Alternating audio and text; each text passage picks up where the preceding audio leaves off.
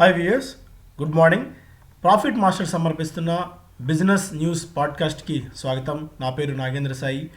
ముందుగా ప్రపంచవ్యాప్తంగా business headlines ఏమేమి ఉన్నాయి, మన మార్కెట్స్ని ఇంపాక్ట్ చూపించబోయే అంశాలు ఏంటి అండ్ టాప్ బిజినెస్ న్యూస్ మనం చూద్దాం. అంతకంటే ముందు మన కార్నివల్ 8th 9th రాబోయే శని ఆదివారంలో 2 రోజుల పాటు కార్నివాల్ జరగబోతున్న సంగతి మీ అందరికీ తెలిసిందే. ఈ కార్నివాల్లో చాలా అంశాలు మనం మాట్లాడుకోబోతున్నాం. సో ఫ్యూచర్ టెక్నాలజీ, క్రిప్టో కరెన్సీల దగ్గర నుంచి mid and small caps. So Irfan Karmi గారు మ్యూచువల్ ఎస్పెషల్లీ మనకి మిడ్ అండ్ స్మాల్ క్యాప్స్లో చాలా స్ట్రాంగ్ హోల్డ్ ఉంది. చాలా కంపెనీస్ని ఆయన ముందే ఐడెంటిఫై చేస్తారు. ఇండిపెండెంట్ అనలిస్ట్, తను ముంబై బేస్డ్ అనలిస్ట్. కాకపోతే ఆయన తెలుగు మాట్లాడలేరు, ఇంగ్లీష్లో మనకి చాలా ఇన్సైట్స్ ఇస్తారు. మిడ్ అండ్ స్మాల్ క్యాప్స్ని ఎలా పిక్ చేయాలి, స్మాల్ క్యాప్స్లో ఫండమెంటల్స్ని, జస్ట్ ఊరికి పెన్నీ స్టాక్స్ కాకుండా స్మాల్ క్యాప్స్లో కూడా ఫండమెంటల్స్ ఎలా మనం రీడ్ చేయాల్సిన అవసరం ఉంటుంది. ఒక క్వార్టర్లో రిజల్ట్స్ ఇస్తే సరిపోతుందా, ఏ సెక్టార్లో మనం స్టాక్స్ ఐడెంటిఫై చేయొచ్చు, స్మాల్ క్యాప్ ట్రాప్లో ఇరుక్కోకుండా, అంటే స్మాల్ క్యాప్ అన్న పేరుతో గోల్డ్ మైన్ అన్న పేరుతో ల్యాండ్ మైన్ని పట్టుకోకుండా, ఎస్పెషల్లీ అలాంటి గోల్డ్ మైన్స్ని ఎలా మనం ట్రాక్ చేయాలి, ఇలాంటి అంశాలన్నీ కూడా మీరు తెలుసుకుంటారు. సో ఇది చాలా ఇంట్రెస్టింగ్ సెషన్ ఉంటుంది, దీన్ని మిస్ చేసుకోవద్దు. సండే రోజున ఉంటుంది. అండ్ ఇక బ్యాంక్ నిఫ్టీకి సంబంధించి బ్యాంక్ నిఫ్టీలో మేజర్గా కొత్త కొత్త స్ట్రాటజీస్ ప్రస్తుతం ఏవేవి ఉన్నాయి, ఆ స్ట్రాటజీస్ని మనం ఎలా అవలంబించాలి అండ్ ఆల్గో ట్రేడింగ్ని మిక్స్ చేస్తూ మనం ఎలా ట్రేడ్ చేయొచ్చు. ఆల్గో ట్రేడింగ్లో నిజంగా ఒక సాఫ్ట్వేర్ కనుక మనం రాసుకున్నట్టయితే నిజంగా అంత డబ్బులు వస్తాయా అన్న అంశాలను అశోక్ గారు చాలా ఉత్సాహభరితంగా ఈ సెషన్ అంతా ఉంటుంది. లాస్ట్ టైం కూడా ఒక 1 hour సెషన్ అనుకుంటే అది 1.5 to 2 hours దాకా సెషన్ పెరిగిపోయింది. సో ఈ అంశాలు కూడా చాలా ఇంట్రెస్టింగ్ ఉంటాయి. ఇటు ట్రేడర్స్కి, ఇన్వెస్టర్స్కి ఇద్దరికీ ఉపయోగపడే విధంగా ఈ 2 రోజుల మనకి కార్నివల్ ఉంటుంది. కాబట్టి దీన్ని ఎలాంటి పరిస్థితులను మిస్ చేసుకోవద్దు అనేది నా రిక్వెస్ట్. ఇంకా కోవిడ్ మనం కేసుల సంఖ్య ఒకసారి చూస్తే first wave, second wave, third wave, fourth wave ఏ స్థాయిలో ప్రపంచాన్ని ఇబ్బంది పెడుతుందో మనం అర్థం చేసుకోవచ్చు. దాదాపు 26 లక్షల కేసులు ప్రపంచవ్యాప్తంగా నమోదయ్యాయి. మన దగ్గర కేసుల సంఖ్య చూసుకున్నా కూడా విపరీతంగా కేసుల సంఖ్య పెరుగుతోంది. కొద్దిగా జాగ్రత్తగా అప్రమత్తంగా ఉండాల్సిన టైం ఇది. సో ఇక్కడ కర్వ్ పూర్తిగా ఫ్లాటన్ అయిపోయింది. మనకి డైలీ 6,000 కేసెస్, అలా మళ్ళీ సడన్గా అక్కడి నుంచి రోజుకు దాదాపు 60,000 కేసుల సంఖ్య స్థాయికి మనం 10x జంప్ మనం చూసాము కోవిడ్ కేసుల సంఖ్యలో. అయితే నిజంగా డెత్స్ అంత ఉన్నాయా అంటే, డెత్స్ పాయింట్ ఆఫ్ వ్యూలో డెత్స్ తక్కువే ఉన్నాయి, కాకపోతే మెల్లమెల్లగా డెత్స్ పెరుగుతున్నాయి. సో ఇది కొద్దిగా ఆందోళన కలిగించే విషయం. ప్రపంచవ్యాప్తంగా కూడా డెత్స్ అయితే పెద్దగా లేదు, డెత్స్ అయితే తగ్గుతున్నాయి. అయితే at the same time WHO చెప్తుంది ఇదేదో జస్ట్ కామన్ ఫ్లూ లాగా, జస్ట్ దగ్గు జలుబు లాగా వస్తుందని మాత్రం నెగ్లెక్ట్ చేయకండి, దీని క్యాస్కేడింగ్ ఎఫెక్ట్స్ కూడా చాలా ఉన్నాయి అని చెప్పి. సో ఒకటి, మార్కెట్స్ గురించి, ఎకానమీ గురించి ఎప్పటికప్పుడు గమనిస్తూ మన పర్సనల్ హెల్త్ విషయంలో కూడా చాలా జాగ్రత్తగా ఈ టైంలో ఉండాల్సిన అవసరం చాలా ఎక్కువగా ఉంది. Federal reserve puts wheels in motion for balance sheet reduction. So balance sheet reduction చేయడానికి ఫెడరల్ రిజర్వ్ సన్నద్ధం అవుతోంది. ఈ కొత్త సంవత్సరంలో అనేక కఠినమైన నిర్ణయాలు యుఎస్ఏ తీసుకునే అవకాశం చాలా స్పష్టంగా ఉంది. ఏషియన్ మార్కెట్స్ చూస్తేనేమో నికాయ్ 1.5% దాకా నష్టాలతో ట్రేడ్ అవుతుంది. మన మార్కెట్స్ కూడా ఇవాళ ఖచ్చితంగా గ్యాప్ డౌన్తో నష్టాలతో ప్రారంభమయ్యే అవకాశాలు ఉన్నాయి. వరుస లాభాల తర్వాత మన మార్కెట్స్లో కొద్దిగా ప్రాఫిట్ బుకింగ్ కూడా రావచ్చు. నిన్న అమెరికన్ మార్కెట్స్లో కొద్దిగా గట్టి సెల్ ఆఫ్. నాస్డాక్ ఏకంగా 3.35% నాస్డాక్లో సెల్లింగ్ వస్తే S&P 500 2%, అలాగే డౌ జోన్స్ కూడా 1% పైగా నష్టాలను నమోదు చేయడం చూసాం. యుఎస్లో ఆయిల్ చూస్తేనేమో బ్రెంట్ $80ని టచ్ చేసింది. మళ్ళీ ఆయిల్ $77.20 దగ్గర ఉంది. ఇది కూడా కొద్దిగా వీక్నెస్ మనం చూస్తున్నాం, ఎందుకంటే డిమాండ్ మెల్లగా స్లిప్ అవుతుంది కాబట్టి. గోల్డ్లో గట్టి ఒక హెడ్జింగ్ మెకానిజం లాగా ఉంది గోల్డ్, బట్ స్టిల్ ఇది కూడా $1830, $1840 దగ్గర నుంచి కొద్దిగా వీక్ అవుతుంది. US 10-year బాండ్ ఈల్డ్స్ పెరిగాయి, 1.7% స్థాయికి చేరుకున్నాయి. బాండ్ ఈల్డ్స్ అంతగా పెరిగే కొద్దీ మనలాంటి ఎకానమీస్కి కొద్దిగా టెన్షన్ లాంటిది బిగిన్ అవుతుంది. 1-2% కనుక క్రాస్ అవుతే ఫ్లైట్ ఆఫ్ ఫండ్స్, అంటే మన దేశంలో నుంచి కొద్దిగా నిధులు అటు మళ్ళీ US వైపు వెళ్ళేందుకు కూడా ఆస్కారం ఉంది. క్రిప్టో కరెన్సీస్ చూస్తేనేమో బిట్కాయిన్లో మళ్ళీ గట్టి selling, 6% down, Ethereum 8% down, bitcoin cash 8%, 7%, light coin 8% దాకా నష్టాలతో ఉన్నాయి. ఎందుకంటే మళ్ళీ ఒక్కసారిగా టెన్షన్ వాతావరణం పెరుగుతుంది because of this omicron fears. Amazon was the worst performing FAANG stock of 2021. So 2021లో Amazon shares increased a meagre 2.4% only. Vastly underperforming its big tech pairs.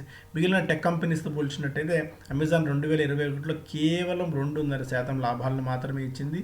So quality stock అయినప్పటికీ కూడా మనం నిజంగా right ప్రైజ్లో enter అయ్యామా లేదా అన్నది ఇక్కడ చాలా ఇంపార్టెంట్. ఇదే సమయంలో యాపిల్ 34%, మెటా అంటే ఫేస్బుక్, ఒకప్పటి ఫేస్బుక్ మెటా 23%, నెట్ఫ్లిక్స్ 11% దాకా లాభాలను ఇస్తే గూగుల్ ఏకంగా 65% దాకా లాభాలను ఇచ్చింది. మైక్రోసాఫ్ట్ 51% లాభాలని ఇస్తే ఓవరాల్గా నాస్డాక్ 21% లాభాలను ఇచ్చింది. సో పేరు గొప్ప ఊరు దిబ్బ అన్నట్టు కాకుండా మంచి స్టాక్ సెలెక్ట్ చేసినంత మాత్రాన సరిపోదు. ఆ మంచి స్టాక్ని రైట్ టైంలో రైట్ ప్రైస్లో మనం ఎంటర్ అయ్యామా లేదా అన్నది ఇంపార్టెంట్. బిజినెస్ స్టాండర్డ్ చూస్తేనేమో ఫస్ట్ పేజ్లో booster wax to be same as first 2 doses. మొదటి 2 డోసులు ఎలా వేసుకున్నామో అలానే బూస్టర్ డోస్ కూడా ఉంటుందని ప్రభుత్వం చెప్తోంది. Sensex reclaims 60,000 mark. Xiaomi evaded 653 crores in customs duty. Department of revenue intelligence లెక్కల ప్రకారం ఏకంగా 653 కోట్ల రూపాయలని షావమీ ఎగవేసిందన్న ఒక రిపోర్ట్ ఇక్కడ చూస్తున్నాం. ఓకే, ఫస్ట్ పేజ్లో బిజినెస్ స్టాండర్డ్ ఇది. తర్వాత newly listed firms may come under pressures. ఎందుకంటే యాంకర్ ఇన్వెస్టర్స్కి 30 రోజుల డేట్ ఉంటుంది. ఐపీఓ తర్వాత 30 రోజుల తర్వాత వాళ్ళు స్టాక్స్ అమ్ముకోవచ్చు. అలా వాళ్ళు స్టాక్స్ అమ్ముకునే అవకాశం ఉన్న స్టాక్స్లో ఇప్పుడు మనకి 7th January రేపు స్టార్ హెల్త్ అండ్ తెగా ఇండస్ట్రీస్ వస్తుంది. తర్వాత మనకి ఆనంద్ రాటి, రేట్ గెయిన్ లాంటి కంపెనీస్ ఉన్నాయి. Metro brands, data patterns, HP adhesive, Supriya, ఈ కంపెనీస్ అన్నీ ఈ నెలలో ఉన్నాయి కాబట్టి కొద్దిగా వీటిలో సెల్లింగ్ ప్రెజర్ ఉండే అవకాశం ఉంటుంది. పర్సంటేజ్ ఆఫ్ యాంకర్ షేర్స్ ఇక్కడ స్టార్కి 6.2, మెయిన్గా రేట్ గెయిన్కి శ్రీరామ్కి కొద్దిగా వీక్నెస్ ఉన్న ఈ స్టాక్స్లో శ్రీరామ్కి 13% దాకా యాంకర్ ఇన్వెస్టర్స్ సేల్ చేసే అవకాశం, అంటే యాంకర్ ఇన్వెస్టర్స్ హోల్డ్ అంత ఉంది. సుప్రియాకి 14%, అలాగే సిఎంఎస్కి 10% వరకు ఉంది. సో దీన్ని తగ్గట్టుగా ఈ డేట్స్ తగ్గట్టు ఆ రోజున స్టాక్స్లో కొద్దిగా వాల్యూమ్స్ కూడా ఉండొచ్చు. అందుకు తగ్గట్టు ప్రిపేర్ అవ్వడం మంచిది. ఇక asset managers bet on domestic cyclicals in 2022. So cyclical stocks వైపు మనం దృష్టి పెట్టాల్సిన అవసరం ఉంటుంది 2022లో. ఆ సైక్లికల్ స్టాక్స్ ఏమేమి ఉన్నాయి, బ్యాంక్స్లో ఏ బ్యాంక్స్ మనం టెక్నాలజీ మారుతున్న తరుణంలో ఆ టెక్నాలజీని అందిపుచ్చుకొని వేగంగా ఎదగగల బ్యాంక్స్ ఏవే ఉన్నాయి, అండ్ రాబోయే ఈ క్రిప్టో టెక్నాలజీని బ్యాంక్స్ ఏ విధంగా ఒడిసిపట్టుకుంటాయి, అండ్ కొత్తగా వస్తున్న విపరీతమైన డిమాండ్ని బయట నుంచి ఈ ఫిన్టెక్ కంపెనీస్ నుంచి ఎలా బ్యాంకులు ఎదుర్కొంటాయి, అలాంటి డీటెయిల్స్ అన్నీ కూడా మనం రాబోయే కార్నివల్లో మాట్లాడుకుంటాం. ఈక్విటీలో స్మాల్ క్యాప్ 62%, టెక్నాలజీ 62%, ఇన్ఫ్రాస్ట్రక్చర్ 51% గత ఏడాది కాలంలో రిటర్న్స్ ఇస్తే, అటు డెట్ మార్కెట్లో క్రెడిట్ రిస్క్ 8.5%, మీడియం డ్యూరేషన్ 4.62, లో డ్యూరేషన్ ఫండ్స్ కూడా 4% కనిష్టంగా రిటర్న్స్ ఇవ్వడం మనం చూస్తున్నాం. ఇక ఎకనామిక్ టైమ్స్ ఫస్ట్ పేజ్లో Amazon Future dispute, HC stays SIAC proceedings. So Singapore international arbitration ఇచ్చిన ప్రొసీడింగ్స్ని హైకోర్టు నిలుపుదల చేసింది. సో ఇది ఎవరికి గుడ్ న్యూస్ అవుతుంది, ఫ్యూచర్కి గుడ్ న్యూస్ అవుతుందా లేదా అన్న సంగతి పక్కన పెడితే ఇది ఒక తెలుగు సీరియల్ లాగా సాగుతూనే ఉంది. దీని ఇంపాక్ట్ ఎలా ఉంటుంది, ఇక షేర్ హోల్డర్స్ ఎవరైతే ఉంటారో విసిగి వేసారి ఏదో ఒక రోజు బయటకు వచ్చిన తర్వాత ఏదైనా గుడ్ న్యూస్ వస్తుందేమో ఫ్యూచర్లో. Precautionary dose will be same as previous shot, already మాట్లాడుకున్నాం. Essentials flying off e-commerce shelves. So e-commerce కంపెనీలకు మళ్ళీ డిమాండ్ పెరుగుతోంది. లైక్ వివిధ రాష్ట్రాల్లో మళ్ళీ కొన్ని లాక్డౌన్స్ కానీ రిస్ట్రిక్షన్స్ కానీ పెడుతున్న తరుణంలో ఆన్లైన్ సేల్స్ గత వారం రోజుల్లో 10 నుంచి 15% దాకా పెరిగిందన్నది ఒక ఇంట్రెస్టింగ్ అప్డేట్ ఇక్కడ మనం చూస్తున్నాం. సో ఏదో పాయింట్ ఆఫ్ టైంలో ఒక బిజినెస్ పెరుగుతుందంటే ఒక బిజినెస్ తగ్గే ప్రమాదం కూడా ఉంటుంది. మనం కొద్దిగా దృష్టి పెట్టాలి. Vodafone Idea clears 18 crores statutory dues. ఏదైతే ప్రభుత్వానికి చెల్లించాల్సిన డ్యూస్ ఉన్నాయో డిపార్ట్మెంట్ ఆఫ్ టెలికమ్యూనికేషన్స్కి లైసెన్స్లో భాగంగా 818 కోట్లని వోడాఫోన్ ఐడియా క్లియర్ చేసింది. So good news for it Vodafone Idea. And Lodha plans to repay $225 million offshore debt in 4 months.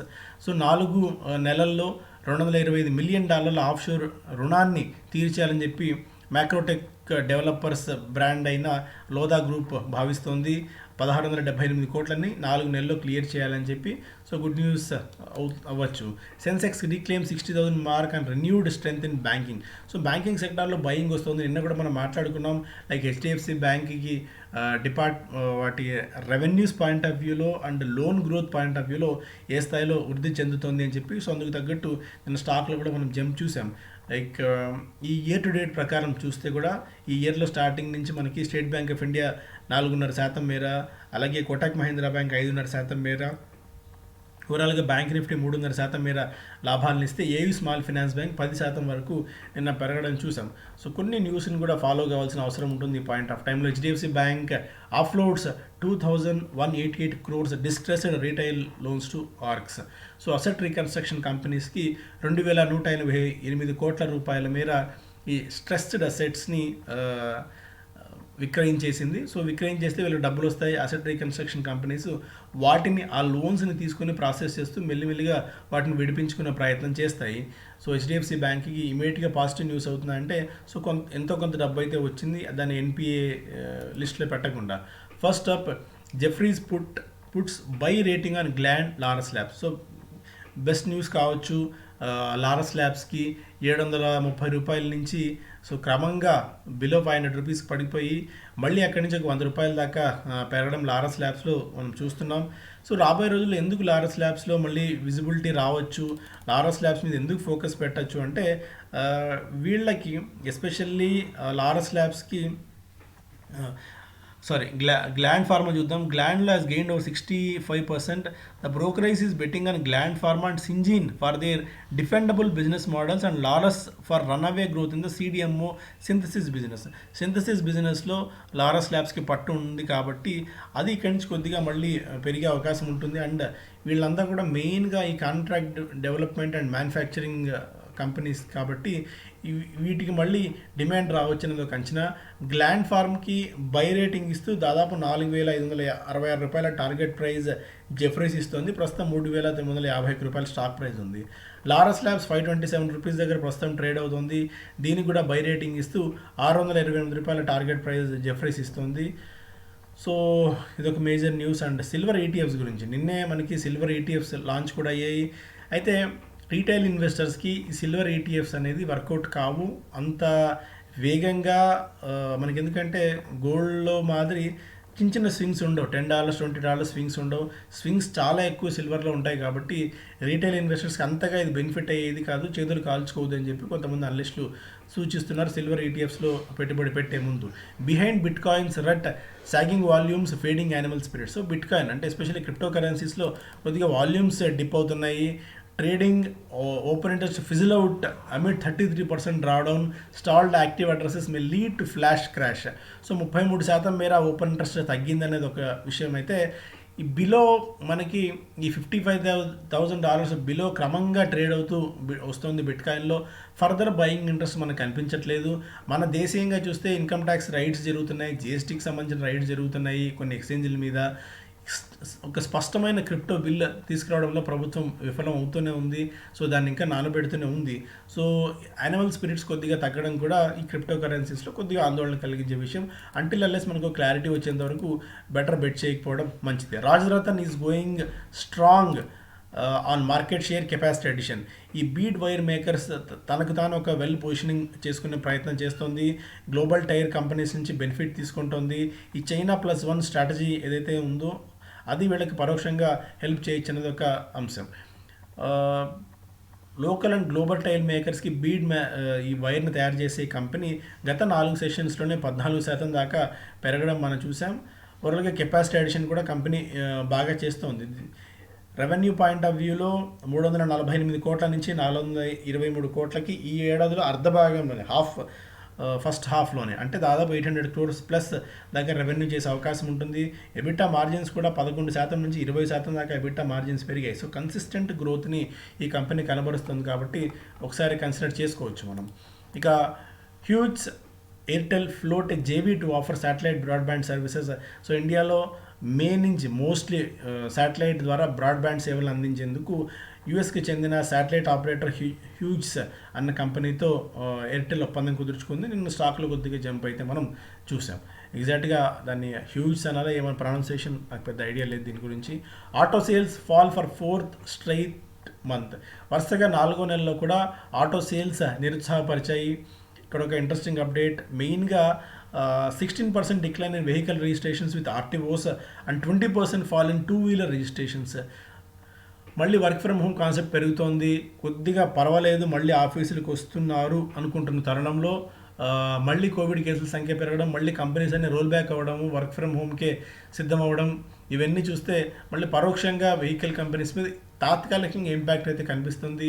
ఈ ఒమిక్రాన్ రాబోయే 1-2 వారాల పాటు ఏ స్థాయిలో విజృంభిస్తుంది, రాష్ట్రాలు కానీ కేంద్రాలు కానీ వివిధ దేశాల్లో ఎలాంటి మెజర్స్ తీసుకొస్తారు, ఎందుకంటే కొన్ని యూరోపియన్ కంట్రీస్ మళ్ళీ లాక్డౌన్ పెట్టుకుంటున్నాయి. ఇన్ సెన్స్ కొన్ని దేశాల నుంచి ఫ్లైట్స్ని వాళ్ళు హాంకాంగ్ నుంచి బ్యాన్ చేయడం లాంటి కార్యక్రమాలు చేస్తున్నాయి. కాబట్టి మళ్ళీ ఒకవేళ ఇంటర్నేషనల్ ఫ్లైట్ ట్రావెల్ని బ్యాన్ చేయడం లాంటి కార్యక్రమాలు చేస్తే మళ్ళీ స్ట్రెస్లోకి వెళ్ళే అవకాశం ఉంటుంది ఓవరాల్గా ఎకానమీస్. సో ఇవి మేజర్ న్యూస్. ఇలాంటి ఇంట్రెస్టింగ్ అప్డేట్స్ అన్నీ పోస్ట్ కోవిడ్ మళ్ళీ థర్డ్ వేవ్ తర్వాత, ఈ ఫోర్త్ వేవ్ తర్వాత ఎలాంటి మనం ప్లాన్స్, ఎలాంటి స్ట్రాటజీస్ 2022 వర్కౌట్ చేయాలి అంశాలన్నీ కూడా మనం కార్నివల్లో మాట్లాడుకుంటాం.